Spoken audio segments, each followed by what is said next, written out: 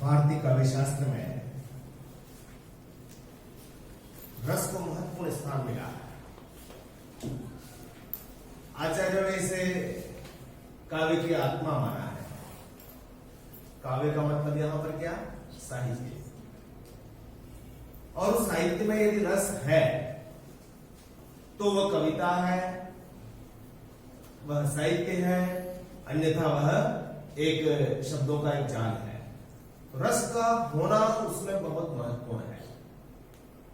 अब रस क्या होता है, यह कैसे निर्माण होता है, इसकी क्या सामग्री होती है और रस कैसे व्यक्त होता है, इसकी हम चर्चा करेंगे।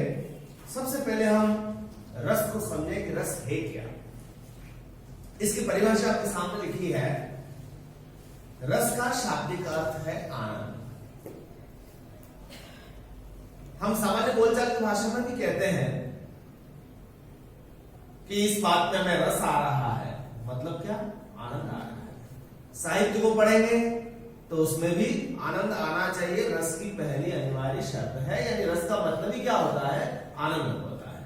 अब ये रस कौन सा है? कि काव्य को पढ़ने या सुनने, कविता पढ़ रहे हैं, उपन्यास आप पढ़ रहे हैं या सुन रहे हैं, जिस आनंद की अनुभूति होती है उसे रस कहा जाता है।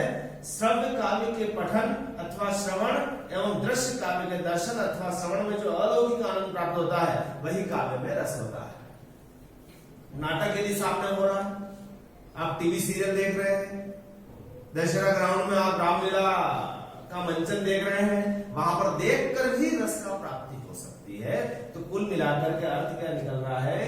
यदि कविता है, सुन रहे हैं, पढ़ रहे हैं, उपन्यास है, पढ़ करके, नाटक है, देख करके जो आनंद प्राप्त होता है उसे रस कहते हैं। अब रस कैसा होगा, इस बारे में आपके मन में जिज्ञासा जग सकती है। तो आचार्य विश्वनाथ में उन्होंने रस को बहुत अच्छे ढंग से उसके स्वरूप को प्रकट किया कि रस कैसा होगा। इस संसार में दूसरे रस जो होते हैं ना, फलों के रस, मिठाइयों के रस, इस रस से बहुत कुछ अलग है। वो अलग कैसे है? उन्होंने कहा आचार्य विश्वनाथ ने कि सत्वोद्रेकाद खंड स्व प्रकाशानंद चिन्मय वेद्यांतर स्पर्श शून्यो ब्रह्मा स्वाद सहोदर लोकोत्तर चमत्कार प्राण कश्चिद प्रमात्रिभि स्वाकार वद भिन्नत्वेयामा स्वाद्यते रस। रस कैसा होता है? पहली उसने क्या कहा? सत्वोद्रेक, यानी सत्व गुण से उद्रेक होता है। मनुष्य के अंदर तीन वृत्तियां मूलतः जन्म लेती है। यह बात तमोगुणी हो सकता है, रजोगुणी हो सकता है या फिर सतोगुणी हो सकता है। तो रस का पान कौन कर सकता है? किसके हृदय में रस उत्पन्न हो सकता है? तो उन्होंने क्या कहा कि रस जिसके हृदय में सत्व गुण है वही रस का पान कर सकता है। अब ये सत्वगुण क्या होता है? एक बहुत बड़े विषय है। यानी जिसे न संसार से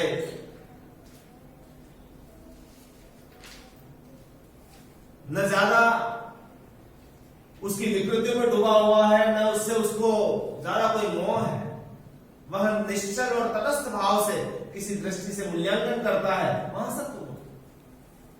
कविता सुन रहे हैं आप, कवि सम्मेलन,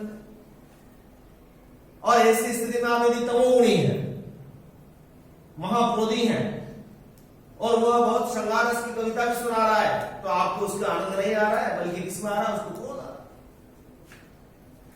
बहुत करुण रस की कोई कविता सामने है और आपका निर्माण ही तमोगुण में है, आपका हृदय ही तमोगुणी है, तो उसे क्या है? यह सब फालतू बात है। ऐसा करके आप देखते होंगे, कभी किसी नाटक को देख रहे हैं तो एक व्यक्ति तो उसमें भाव विभोर होकर डूबा हुआ है और दूसरे को उसके ऊपर कोई फर्क नहीं पड़ रहा है। उसका कारण क्या है?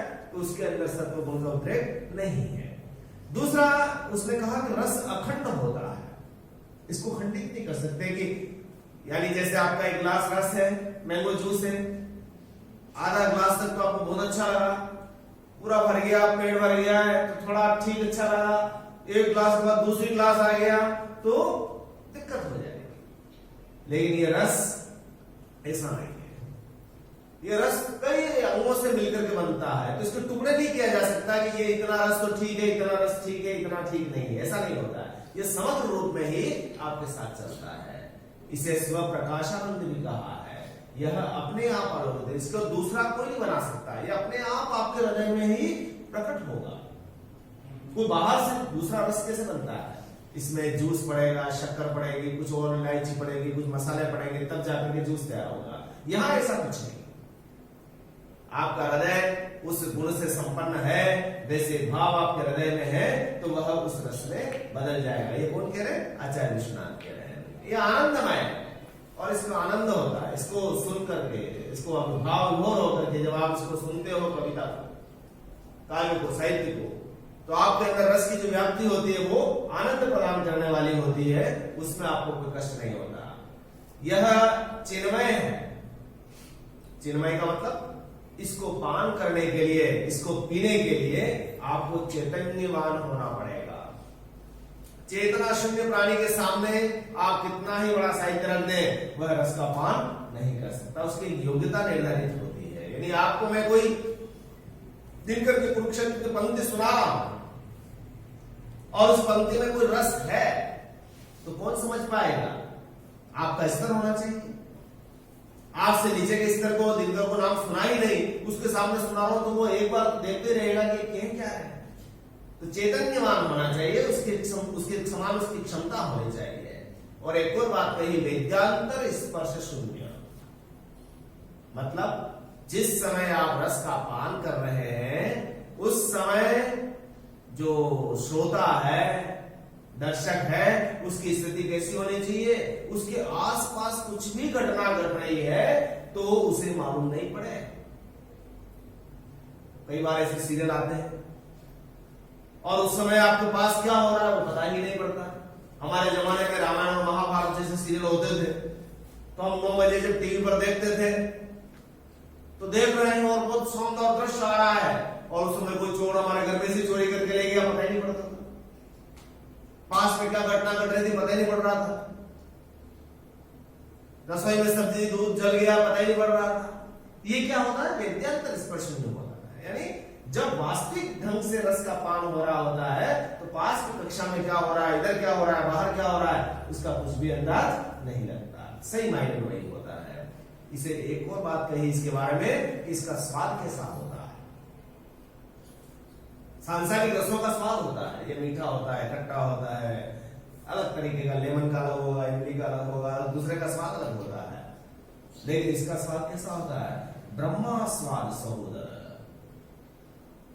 कोई व्यक्ति भगवान की आराधना करे, ओम ब्रह्मा, इस तरह से ब्रह्मा जी की आराधना करे, शिव की आराधना करे, ओम नमः शिवाय, और अचानक उसकी साधना पूर्ण होने के बाद भगवान प्रकट हो जाए और उस व्यक्ति को पूछो तुझे कैसा आनंद आ रहा है, तो क्या वह अभिव्यक्त कर पाएगा? अभिव्यक्त कर पाएगा क्या? मुझे बहुत आनंद आ रहा है, उसके बारे में शब्द नहीं होते हैं, वाणी में शब्द नहीं होते हैं कि मैं क्या कहूं, अभिव्यक्त करने का तरीका उसके पास नहीं होता है। तो जब मूलतः इस रस का जब इसको पान हो जाता है, उसका अंदर व्याप्ति हो जाती है, तो ऐसी स्थिति में वह कैसा हो जाता है? ब्रह्मा के स्वाद, यानी परमात्मा जिस तरह किसी को मिल गया हो और उसका स्वाद मिल रहा हो, वैसा इस रस का वास्तविक स्वाद होता है। इसे लोकोत्तर चमत्कार भी कहा है। यानी यह कैसा होता है? तो इस लोक में इसका उत्तर नहीं है, संसार में। भैया आपने कविता सुनी, आपने इसका रस का पान किया, वो कैसी थी? इसका उत्तर यहां पर नहीं है। मतलब लोक में इसका उत्तर नहीं है, इसकी तुलना दूसरे से नहीं की जा सकती। और इसे कहा कि इसका अपना आकार से यह भिन्न होता है। तो ऐसी बातें किसने कही? आचार्य विश्वनाथ ने कहा कि सत्वोद्रेकाद खंड स्व प्रकाशानंद चिन्मय वेद्यांतर स्पर्श शून्यो ब्रह्मा स्वाद सहोदर लोकोत्तर चमत्कार प्राण कश्चित प्रमात्री भी स्वाकार वद भिन्नत्वेयाम आस्वाद्यते रसः।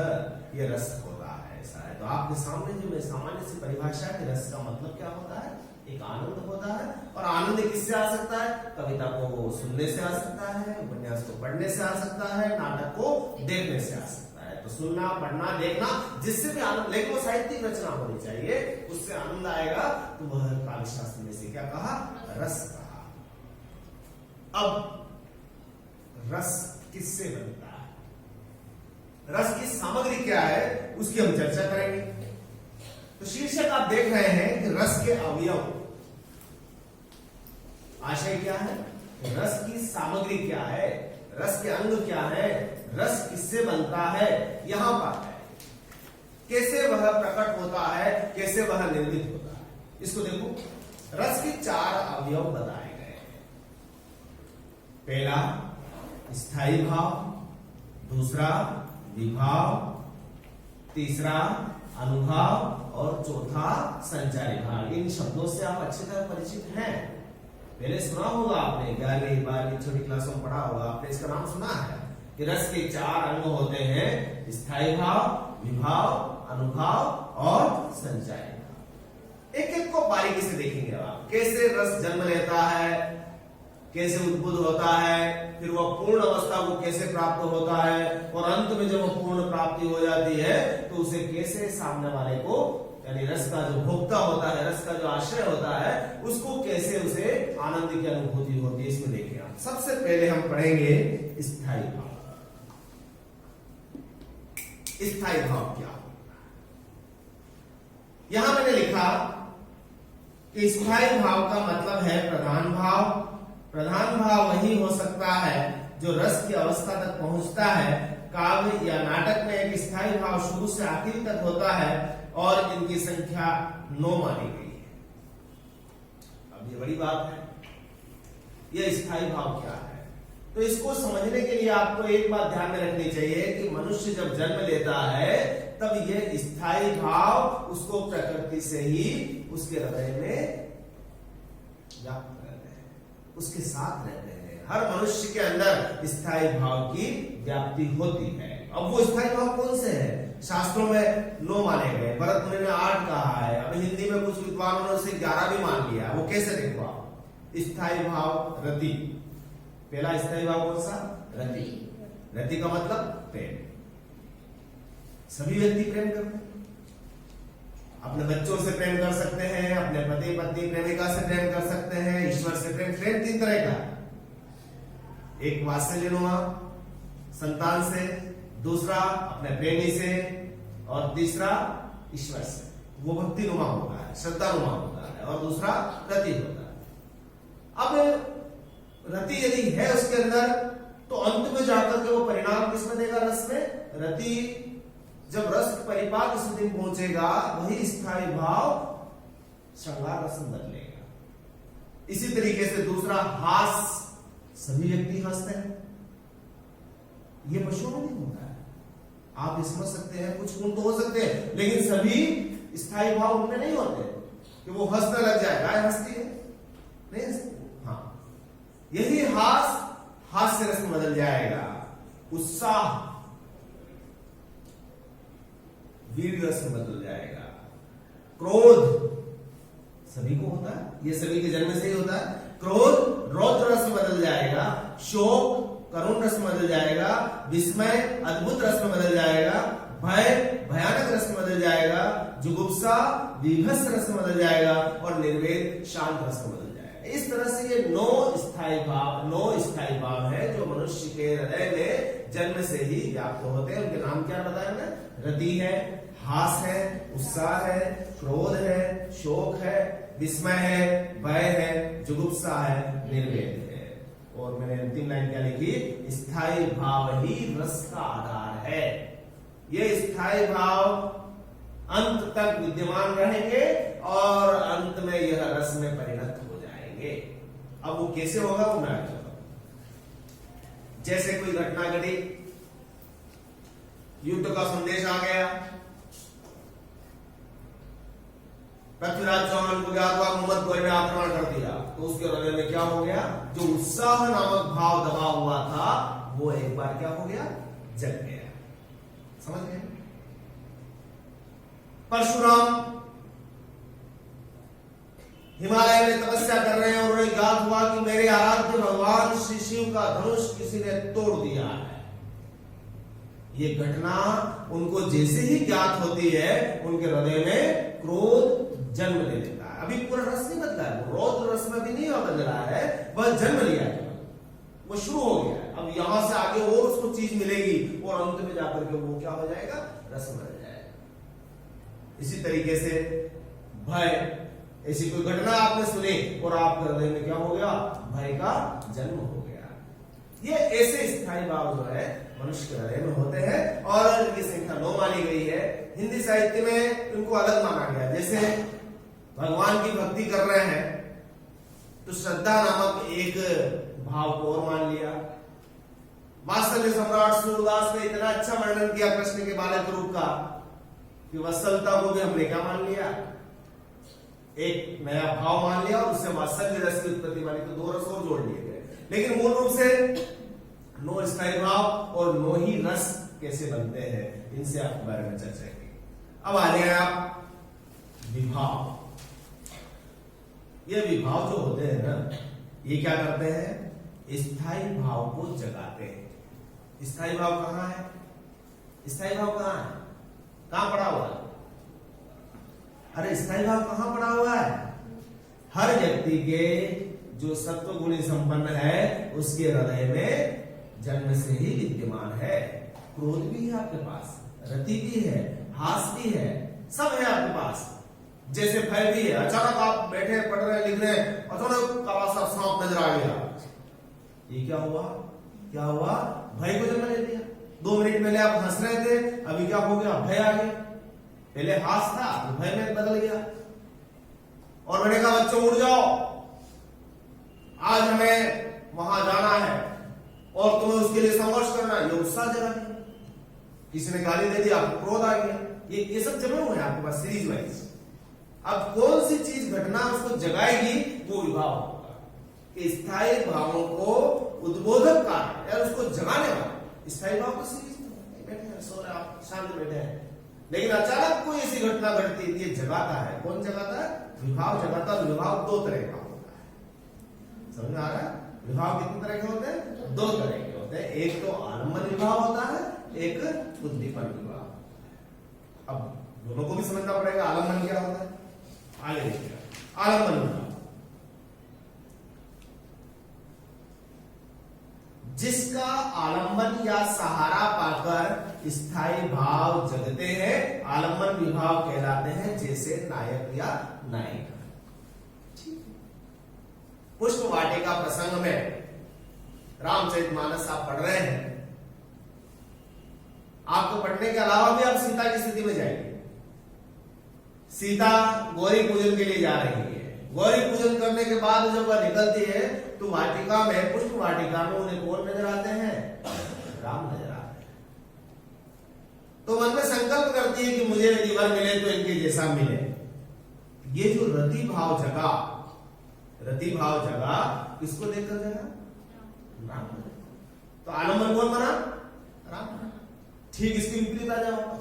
राम ने सीता को देखा,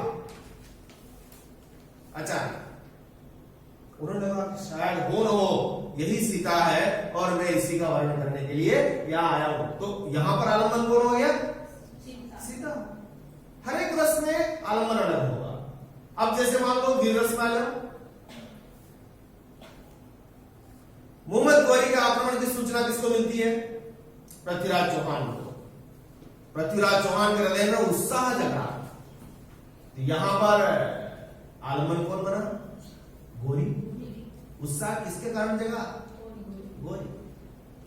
तो ये जो नायक या नायिका या सामने वाली कोई वस्तु भी हो सकती है। सांप देखा आपने, सांप देखते आपके हृदय में भय नामक स्थायी भाव जग गया। ये क्या हुआ,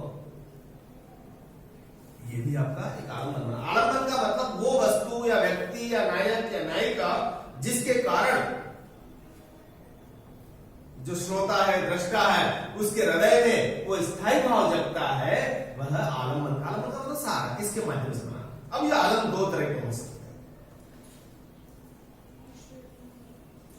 एक तो आश्रय आलम और एक होगा विषय आलम। ज्यादा उलझे नहीं, आप उसको समझ लीजिए। आश्रय को सामने वाला तो हो गया आलम्बन, आश्रय कौन हो गया? खुद, जिसके हृदय में। अब जैसे सीता ने राम को देखा, तो आलम्बन कौन हुआ? राम। तो आश्रय कौन हुआ? सीधी सी बात। और राम ने जब उसको देखा तो राम आश्रय हो गए। तो रस का जो भोग करता है, वो रस का भोग कौन करता है? आश्रय। आश्रय करेगा ना। जैसे परशुराम को क्रोध आ रहा है, क्रोध आने के बाद वो जलक की सभा में जाते हो, सारी घटनाएं देखने के बाद जब अंत में रस क्रोध रौद्र रस में बदलेगा, किसके हृदय में बदलेगा? परशुराम। तो परशुराम रौद्र रस में दिखाई देंगे, तो आश्रय कौन हो गया? आश्रय कौन हो गया? कौन हो गया? परशुराम हो गया। आलम्बन कौन हो गया? राम हो गए, जिनको धनुष तोड़ा है उनके लिए शत्रु है। तो आलम्बन विवाह दो तरीके के होते हैं, एक तो आश्रय आलम्बन और दूसरा विषय आलम्बन। आश्रय कौन होता है? जिसके हृदय में रस परिणत हो रहा है, और विषय आलम्बन जिसको देख करके हो रहा है। सांप को देखा, सांप क्या हो गया? विषय हो गया। और आश्रय कौन हो गया? राधिका। ये राधिका लड़की, जिसने सांप को देखा, उसके हृदय में क्या हो गया? भय नामक रस ने। अब आप कह सकते हो भय भी रस होता है? हाँ, भयानक रस होता है। यहाँ साहित्य में जुगुप्सा भी विभत्स रस होता। सड़ी गली कोई लाश, कुत्ता मर गया, आप जा रहे थे स्कूटी से, 2 मिनट के लिए स्कूटी वहीं पर रुक गई और आपने देखा कि बदबू आ रही है। क्या देखा आपने? एक कुत्ता मरा हुआ था, उसकी गंध आ रही थी, कीड़े पड़ गए थे। तो आपके जब उस विषय को देखा तो विषय क्या हो गया? आलम्बन बनाया। और आपके हृदय में जुगुप्सा नामक भाव जगा, घृणा नामक, ये घृणा नामक जो भाव जगा, वो क्या बना? किसके हृदय में जगा? आश्रय के हृदय में जगा, जो उस भाव को महसूस कर रहा है। आगे चले। उद्दीपन विभाव। विभाव कितने प्रकार के होते हैं? 2 तरीके। कौन जगा रहा? अब देखिए, राम को देखा, सीता के हृदय में जो स्थायी भाव था वो जगा। अब जगने पर थोड़ा और उसको और आगे बढ़ा रहे हैं। कौन बढ़ा रहे हैं? उद्दीपन विभाव बढ़ा रहे हैं। उद्दीपन विभाव कैसे बढ़ा रहे हैं? कि जिन वस्तुओं या परिस्थितियों को देखकर स्थायी भाव उद्दीप्त होने लगता है और ज्यादा तीव्र होने लगता है। जगा तो दिया उसने, मुंह मत गोरी की सूचना मिल गई, उत्साह जग गया, लेकिन पता लगा कि वह तो 1 लाख सेना लेकर के आ रहा है। ये परिस्थितियां बनी, कहां तक पहुंच गया? कन्नौज तक पहुंच गया। ये और परिस्थिति बनी, ये उद्दीपन और उसको। परशुराम वहां से आ गए, उन्हें पता लग गया कि धनुष टूट गया, क्रोध जग गया, आश्रय भी पता लग गया इसने तोड़ा। फिर देखते हैं कि जनक की सभा में सीता के स्वयंवर मिले तो ये और क्या उद्दीपन परिस्थितियां, यानी ऐसी परिस्थितियां बनी जिससे और आगे क्या हुआ? उसका क्रोध आगे बढ़ा दिया। उद्दीपन विवाह होते हैं। अब जैसे पुष्प वाटिका में राम है, राम सुंदर है, राजकुमार है, वो तो ठीक है, लेकिन वातावरण क्या है? वहीं पर एक वाटिका है, पुष्प खिल रहे हैं, वसंत ऋतु है, ये सब उसको क्या कर रहा है? बढ़ा रहा है। आ रहे ना, दुल्हन तैयार है, तोरण द्वार पर दूल्हा आ रहा है, और उसी समय परिस्थितियां क्या बन रही है? परिस्थितियां क्या बन रही है? मंगल गीत गाए जा रहे हैं, बैंड बाजा को बजा रहे हैं कि बहारों फूल बरसाओ। ये क्या हो रहा है? परिस्थितियां दिख रही है सामने। तोरण लेके तलवार, दूल्हा आ रहा है, सजा धजा सा है ना, उसके साथ कई सारे बाराती है। ये क्या दृश्य है? ये उद्दीपन को, यानी जो नायिका है, जो दुल्हन है, उसके हृदय में प्रेम और बढ़ रहा है। ये समझ में आ रहा है आपको? आलम्बन, उद्दीपन, ये दोनों ही विभाव कह रहा है।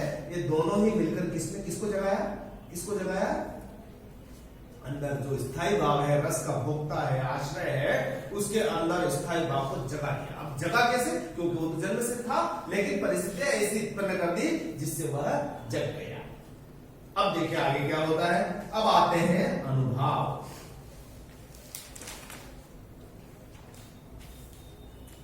अनुभव को देखो आप, ये जो अनुभव का जब स्थायी भाव जग जाता है तो उसकी जो आश्रय होता है ना, आश्रय जिसके अंदर रस उत्पन्न हुआ है, रस अभी उत्पन्न नहीं हुआ है, तो स्थायी भाव जगा है, तो उसकी चेष्टाएं होती है। तो 4 तरह की होती है, कायिक, वाचिक, आहार और सात्विक। मैंने यहां पर सात्विक की चर्चा की। 4 तरह की हरकतें करने लग जाता है। चारों में से कुछ भी हो सकता है, 1 भी हो सकता है, 2 भी हो सकता है, 3 भी हो सकता है, 4। पहला मैं बता रहा हूं कायिक आहार। कायिक मतलब उसका शरीर वैसे हिलने लग जाएगा, मचलने लग जाएगा। जैसे सांप वाला उदाहरण दिया मैंने, सांप आया, परिस्थिति देखी, इस कमरे में कोई नहीं है, तो जो आश्रय है उसका क्या होने लग जाएगा, अपने आप ही क्या होगा, काया हिलने लग जाएगी ना उसकी, हाँ डरने लग जाएगा, उसका काया अपने आप बोलने लग जाएगी, मुंह लड़खड़ाने लग जाएगा। दूसरा वाचिक, मुंह से उसके जो वचन है, बचाओ, पता लगा बाहर से गेट लगा दिया, बचाओ, ये क्या होगा, वाचिक होगा ना उसका। कई बार उसकी वेश रचना वैसी हो जाती है, उसे आहार्य कहते हैं। पता लगा मोहम्मद गोरी वाली चीज का, तो पृथ्वीराज को गुस्सा आ गया, इसको अब की बार तो इसका पूरा मुझे दलन करना ही पड़ेगा, और केसरिया बाणा धारण कर लिया, वस्त्र धारण कर लिया और तलवार निकाल ली। ये क्या हुआ, आहार। उसको देखते ही अपने अंदर उसने वो वस्त्र देख लिया और धारण कर लिया, ये क्या हुआ, आहार। लेकिन चौथा महत्वपूर्ण है, चौथा जो है वो उस पर आपका नियंत्रण रहता ही नहीं है। जो आश्रय होता है, जैसे ही उसका स्थायी भाव जगता है, कंट्रोल से बाहर हो जाता है, और वो क्या करने लग जाता है, यदि भय हो रहा है तो स्तंभित हो जाएगा, वहीं पर पांव ना तो हिल रहे ना डुल रहे, ना आगे जा रहा है पीछे जा रहा है। आपके तो मेवाड़ी में है, क्या कहते हैं, हाँ जानते हैं। या ऐसी चीज आई कि स्वेद, पसीना बहने लग गया, पसीना बहने लग जाता ना, बिना गर्मी के बिना सर्दी के क्या हो जाता है, पसीना बहने लग जाना, ये कंट्रोल नहीं हो रहा आपका। क्यों नहीं हो रहा है, क्योंकि उसका स्थायी भाव जग गया है, रोमांच, रोंगटे खड़ा हुआ है, हो जाता है रोमांच। जैसे आप मैच देख रहे हो, वर्ल्ड कप चल रहा है और अंतिम गेंद है और 3 रन चाहिए, भारत का बल्लेबाज बैटिंग कर रहा है, नवा ये गेंद उसने फेंक, और आपका हाथ पे क्या हो रहा है, और उसको उछाल दिया, तो क्या हुआ, एकदम रोंगटे खड़े हो जाएंगे, खड़े लगने लग जाएंगे। ये क्या हो रहा है, रोमांच, स्वरभंग, उसकी जुबान लड़खड़ाने लग जाती है। चोर चोरी कर रहा था, बड़े आराम से, अचानक गेट खुला, क्या कर रहा था यहाँ पर, मैं कुछ नहीं, है ना, बच्चे करते ना, हाँ वही स्वरभंग, कंपन, पिंडियां हिल रही है, यहाँ स्टेज को बुलाया, भय नामक स्थायी भाव जग गया, अब उसका नंबर आने वाला है, इसके बाद नेक्स्ट का आएगा, उसके हृदय में धक। अब उसके बाद जब जैसे ही आया, क्या हो रहा है, उसके पांव कंपन कर रहे हैं, तो ये क्या हो जाएगा, ये आपका कंट्रोल ही नहीं, वो कह रहा है तू पांव क्यों कंपन कर,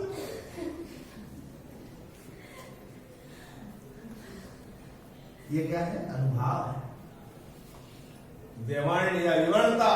कई बार रंग उड़ जाता है मुंह का, चेहरे का रंग ही उड़ गया, दिख जाता है उसका चेहरा आपको, क्या अश्रु आंखों से टप टप टप आंसू पड़ने लगे, कंट्रोल नियंत्रण नहीं, क्यों रो रहा है पता नहीं। और कई बार तो प्रलय आ गया, बड़ी बेहोश थोड़ा, अभी स्थायी भाव जगा है, और जगने के परिणाम क्या हुआ है कि आश्रय को ये स्थितियों से गुजरना पड़ रहा है, समझ गए ना, कायिक हो गए, वाचिक हो गए, आहार्य हो गए, सात्विक जो ये 8 गुण है, ये इनमें से कोई सा भी प्रकट हो सकता है, सभी जरूरी नहीं है, हर एक रस में अलग अलग होगा, अलग अलग होगा, है ना। तो मनोगत भाव को व्यक्त करने वाले शरीर विकार अनुभव कहलाते हैं, और अनुभवों की संख्या 8 मानी गई है, ठीक है। अब स्थायी भाव जग गया, अनुभव, उसका परिणाम क्या हुआ, जो आश्रय है उसकी चेष्टाएं तो इस रस को क्या कर रही है, रस की तरफ आगे बढ़ रही है, रस पूरा नहीं हुआ है। रस की परिणति के लिए एक भाव और है संचारी भाव, ये बड़ा काम है। ये भी क्या करते हैं कि जैसे आग जल रही है और उसमें कोई घी डाल जाए, और पहले आग जल रही है, जैसे पहले वो डर रहा है सांप देख करके डर रहा है, हाथ पैर कांपने लग गए, उसकी पिंडियां, अचानक लाइट चली गई, तो क्या क्या होगा? सोचो, ये और रस को क्या करेगा? भयानक रस में बदल देगा, भयानक रस में बदल जाएगा। यानी कहने का मतलब वो उस तीव्र को, जैसे युद्ध की तैयारियां हो गई, तलवारें खींच गई है, सेना आमने सामने है, बिल्कुल लड़ने वाले हैं, और अचानक सामने वाले ने एक पत्थर उठाकर फेंक दिया उसको सिर पर, और गुस्सा आ जाता है। अमर्ष जिसे कहते हैं, ये संचारी भाव, इनकी स्थिति बताई गई है शास्त्रों में कि पानी के बुलबुलों की भांति होती है, उठते हैं वापस विलुप्त हो जाते हैं, थोड़ी देर के लिए रहे गायब हो जाते हैं और सामने वाले के रस को तीव्र कर जाते हैं। तो वो ठीक वैसे ही जैसे अग्नि जल रही है, उसके अंदर किसी ने घी डाल दिया, किसी ने कुछ और डाल दिया और भक्का हुआ, फिर वापस क्या हो गया, वैसी स्थिति। और इनकी संख्या 33 मानी गई है। देखो ये होते हैं जैसे हर्ष, जोर जोर से हंसना, हास्य रस चल रहा है, हास्य रस की स्थिति बनेगी कैसे? उधर तो जग गया, सारा भाव हो गया, और अचानक ऐसी कुछ चिड़गुड़ाहट सुनने में आ गया और हंसी आने लग गई, उसकी वेशभूषा देख करके और हंसी आने लग गई। विषाद, त्रास, लज्जा, ग्लानि, चिंता, शंका, असूया। असूया में का मतलब होता है ईर्ष्या भाव। ईर्ष्या, सामने वाले ने 25 लाख की कार खरीद ली है ना, ये क्या हो रहा है? असूया, यानी उससे ईर्ष्या होने लगी। और सामने वाले की सेना, यार ये तो 500 सैनिक है लेकिन कितना जोश दिखा रहा है, उससे ईर्ष्या होने लगती है। ये तो वीर रस है लेकिन उससे ईर्ष्या होने लगती है। अमर्ष, अमर्ष का मतलब जैसे तिल मिला जाए, क्रोध हो रहा है, अंदर कंट्रोल नहीं है, नियंत्रण नहीं हो रहा, तो वो वैसा अमर्ष होगा। मोह होगा, गर्व होगा, उत्सुकता, उग्रता, चपलता, धीरता, जड़ता, आवेग, निर्वेद, शांत, पता ही नहीं कहां क्या हो रहा है। धृति, धैर्य धारण करना, मति, ज्ञान विबोध, कुछ भ्रम पता ही पड़ता, श्रम, आलस, निद्रा, स्वप्न, स्मृति, मद, उन्माद, अवहिता। अवहिता का मतलब लज्जित होकर के गर्दन झुका देना, अपस्मार, मूर्छित हो जाना, व्याधि, जैसे कोई बीमार हो गया हो, परीक्षा का समय आ गया, साल भर को गोलगप्पे खाए, पढ़ाई की नहीं, तो क्या हुआ? बुखार ज्यादा आ गया, ये क्या है? हो गया कुछ मरण, मरण जैसी स्थिति, निढाल पड़ा हुआ है, ये क्या है? संचारी भाव है।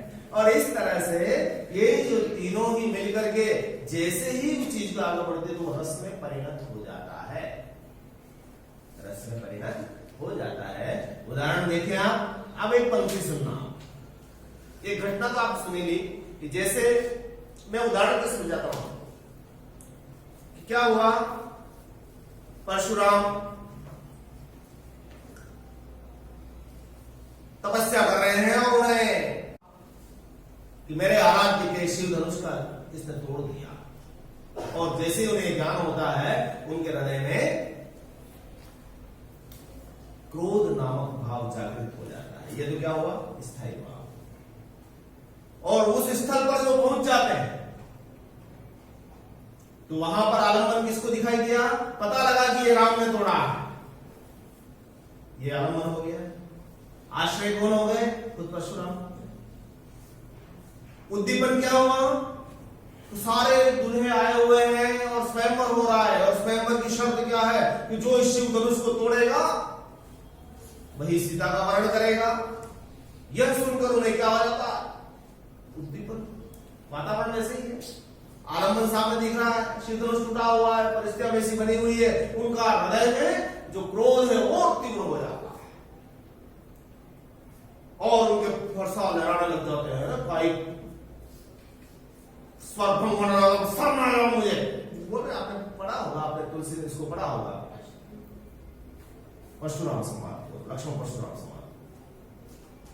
और वो घोषणा करते हैं कि जो भी मेरे सामने आ जाएगा और बता देगा तो उसे ही प्राणदंड मिलेगा, अन्यथा सभी मृत्यु को प्राप्त हो जाएंगे। और उसी बीच में संचारी भाव की तरह लक्ष्मण आते हैं और वो कहते हैं कि ऐसे धनुष को हमने खेल खेल में बहुत सारे तोड़ दिए, उत्तर वाला ये उनको मस्ती मिला हुआ ना। तो ये क्या हुआ? और फिर अंत में दोनों ही आमने सामने आप लड़ने की तैयारी हो रही है, ये क्या होगा? रौद्र रोष में बदल गया। पूरा का पूरा रोध रस, ये रोध रस इस तरह से बनता है। अब आप परीक्षा में इस तरह से भी बनता है, अब प्रश्न कैसे बनता बताता हूं मैं। वो ये कह सकता है कि ये पंक्ति लिखी हुई है और इसमें आप विभाव निकालिए, अनुभाव निकालिए, संचारी भाव निकालिए। एक पंक्ति देखें आप, बिहारी का पद हो, बत्रस लालच लाल की मुरली धरी लुकाय, सोह करे मोहनी हंसे देन कहे नटी जाए। बत्रस लालच लाल की, बातों के रस में, बातों के रस के लालच में राधिका ने कृष्ण की मुरली को छुपा दिया। ठीक। सोह करे भोनी हंसे, सुगंध खा लेती है, भों से हंसने लग जाती है, और देने को कहे तो नट जाती है, मना कर देती है, मेरे पास तो है। एक सामान्य सा पद है, लेकिन इस पद के अंदर आप पता लगाए कि यह कौन से रस का पद है? श्रृंगार रस का। राधा और राधिका, राधा और कृष्ण नायक नायिका है, और श्रृंगार रस है। स्थायी भाव क्या हो गया? श्रृंगार रस है, तो श्रृंगार रस है तो स्थायी भाव क्या हो गया? हाँ? रति, रति से ही तो क्या बनेगा? श्रृंगार रस बनेगा ना। तो श्रृंगार रस का स्थायी भाव क्या हुआ? रति, मतलब राधिका को कृष्ण से प्रेम है। अब वो प्रेम है, इसी कारण से क्या करना चाहती है? बातों के रस का उसको लालच से बातें करती रहूं, मैं जाऊंगी, और यदि कृष्ण चले जाएंगे तो मैंने उसकी मुरली क्या कर ली? उससे छुपा ली। तो अब वो क्या कर रहे हैं कि स्थायी भाव तो हो गया रति, आलंबन कौन? आलंबन कृष्ण, और आश्रय, ये भी समझ में आ गया। ये तो हो गया स्थायी भाव। और विभाव, विभाव हो गया ना, विभाव आलंबन। और उद्दीपन क्या है यहां पर? उद्दीपन क्या है? उद्दीपन बातों के रस का लालच, कृष्ण यहाँ पर मेरे पास बैठे रहे, मैं बातें करती रहूं, यही है ना उद्दीपन। वातावरण यमुना का तट हो सकता है, यहाँ वर्णन नहीं आया वैसे, लेकिन वहां पर वो बातों के रस का लालच और कृष्ण का सानिध्य बच जाती है, तो वो क्या हो गया? उद्दीपन हो गया। उसको और जगा रहा है, इसीलिए उसके प्रेम की व्याप्ति और ज्यादा हो रही है। अब उसके परिणाम स्वरूप उसने क्या किया? अनुभव में क्या हुआ? अनुभव के लिए उसने क्या किया? कायिक में क्या किया? मुरली छुपा ली। वाचिक में सुगंध खा गई, वाचिक हो गया ना। आहार यहां पर है नहीं। सात्विक में क्या हुआ? सात्विक में क्या हुआ? इनमें से देखो कुछ है रोमांच? वहां पर वो क्या कर रही है? भों से हंस रही है, और देने के लिए क्या कर रही है? मना कर रही है। और संचारी भाव में क्या ले सकते हैं अपन इसमें? हर्ष, उसे खुशी हो रही है, कृष्ण इधर उधर ढूंढ रहे मुरली और उसको मजा आ रहा है। ये सब मिलाकर के उसको क्या कर रहे हैं? श्रृंगार रस की प्रकटीकरण कर रहे हैं। तो ये हो गया। इसी तरीके से आपने वो पद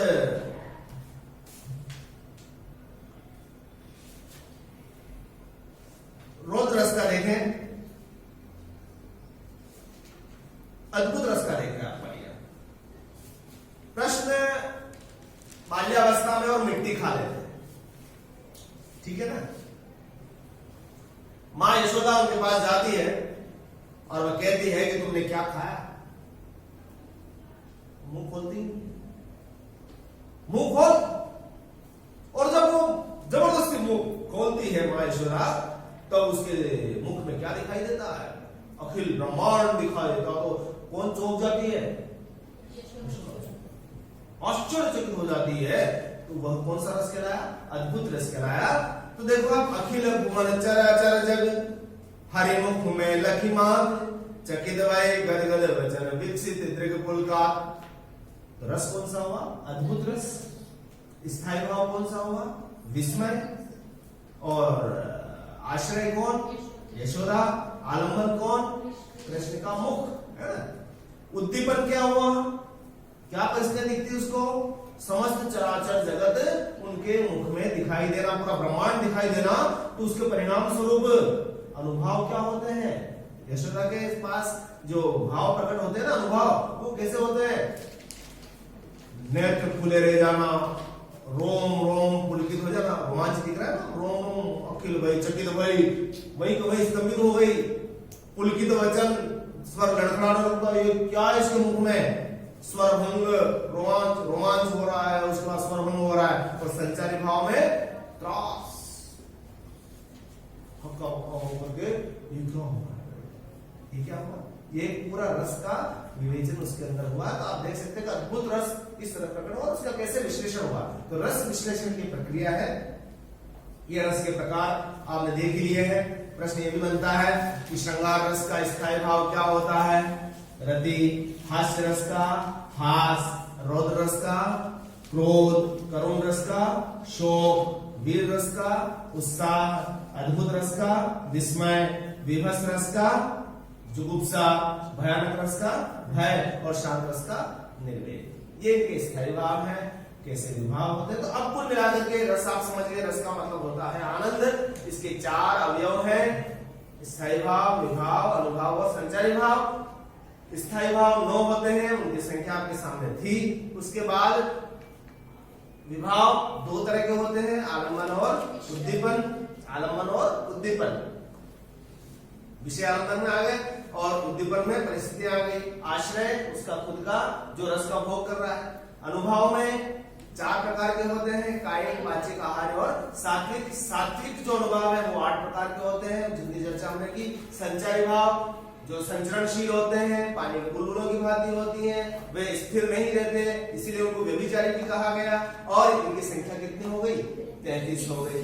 तो और इन 33 मिला करके जब ये सब चीजें हो जाती है, चारों ही रस निष्पत्ति कैसे होती है, तो विभावानुभाव व्यभिचारी संयोगा रस निष्पत्ति, यानी स्थायी भाव के साथ जब विभाव जुड़ जाते हैं, अनुभाव जुड़ जाते हैं और संचारी भाव भी जुड़ जाते हैं, तो रस की व्याप्ति होती है, रस की निष्पत्ति होती है।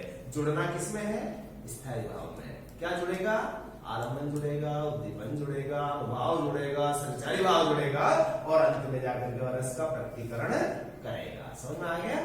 बहुत बहुत